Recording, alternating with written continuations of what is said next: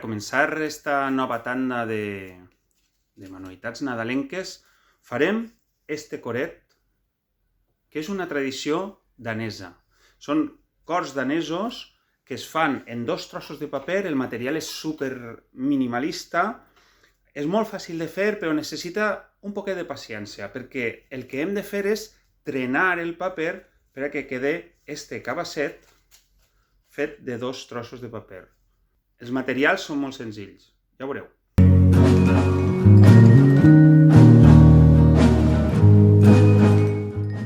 Els materials que necessitem per als cors danesos són papers de 2 colors, normalment i tradicionalment roig i blanc, però veureu al final que n'he gastat d'altres colors, tisores i plantilles. Podeu utilitzar també pegamento o per als errors o per al final.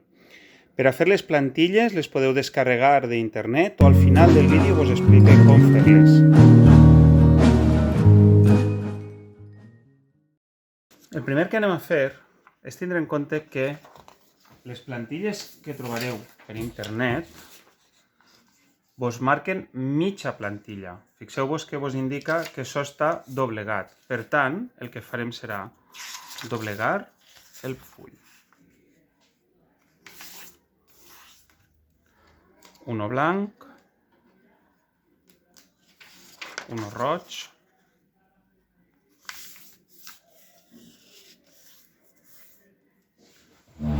jo, per estalviar-me passos, això ho podríem copiar així, en un llapis, en un bolígraf, però jo sóc més pràctic i el que faig és el següent. Fico un full dins de l'altre, poso la plantilla damunt. Important, allà on en la plantilla vos posa que està el plec, heu de posar el plec, que sempre és en la part més curta d'este rectangle acabat en rodoneta. Per tant, jo el plec tinc així i poso esta panda a este costat.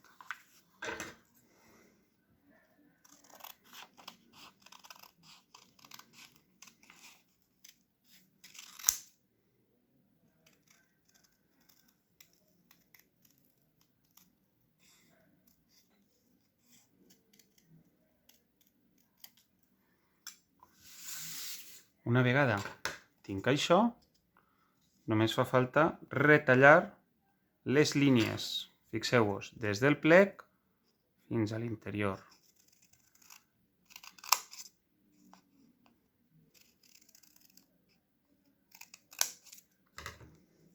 I este el guarde per a una altra ocasió.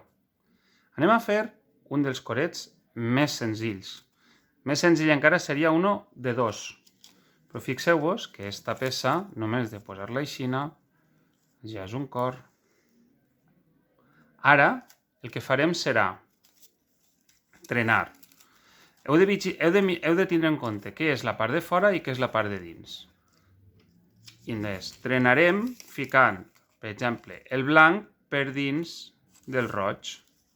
En el següent ha d'anar el roig per dins del blanc.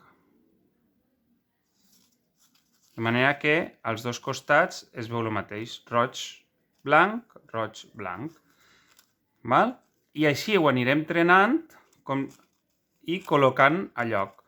Este roig d'ací que venia per fora, ara ha d'anar per dins. I este roig i este blanc que venia per fora, ara ha d'anar per dins.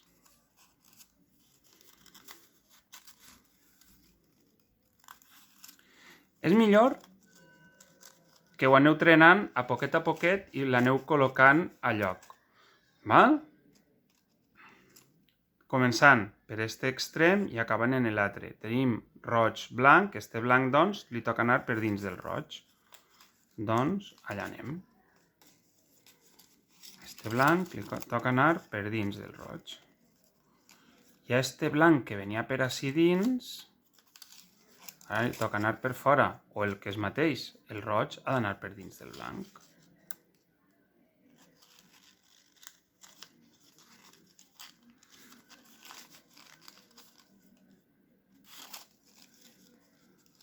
No patiu si al principi pareix que siga difícil. Només fa falta un poquet de pràctica. Val?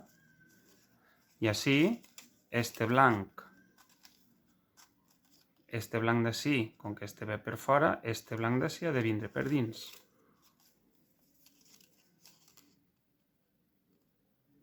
Per dins.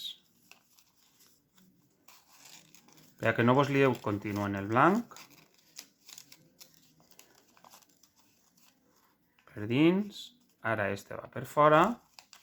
Per tant, el roig per dins, el blanc per fora. I l'últim, el blanc dins del roig.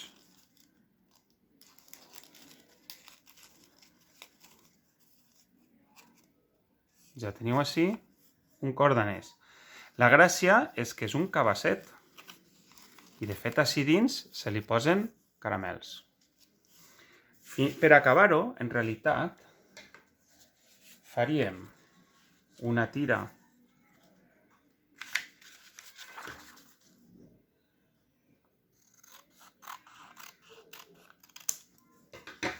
de paper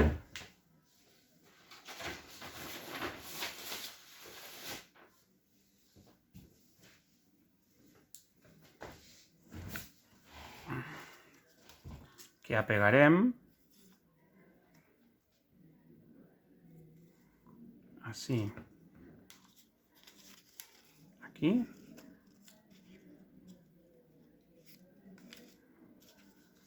i aquí.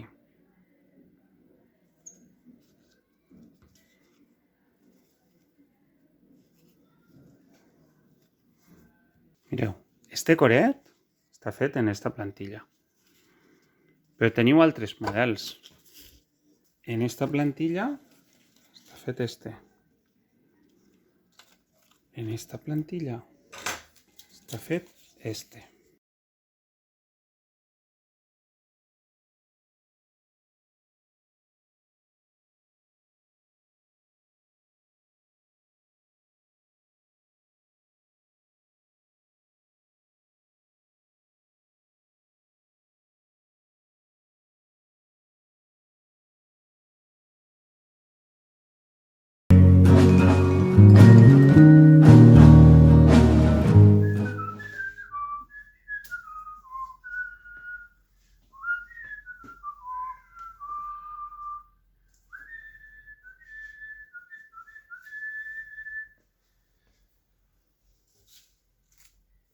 Doncs ja els tenim. Jo els he anat posant en una garlanda, però, de fet, estos cabassets s'omplin en galetetes i es pengen de l'arbre. D'esta manera pots anar picant, no? Cada vegada que passes per davant de l'arbre. Així els teniu. Com vegeu, són molt bonics i necessiten, sobretot estos que porten molta faena, un poquet de la vostra paciència. El tradicional és este, i podeu anar des del més senzill a les coses més complexes. Ahí el límit és el vostre. I també podeu, com que sabeu fer plantilles, podeu provar a veure què passa si talleu a diferents distàncies. O en tort. Imagineu els vostres cors. Espero que vos hagi agradat. Si és així, li doneu al like i vos subscriviu al canal per a tindre notícies d'altres vídeos. Moltes gràcies.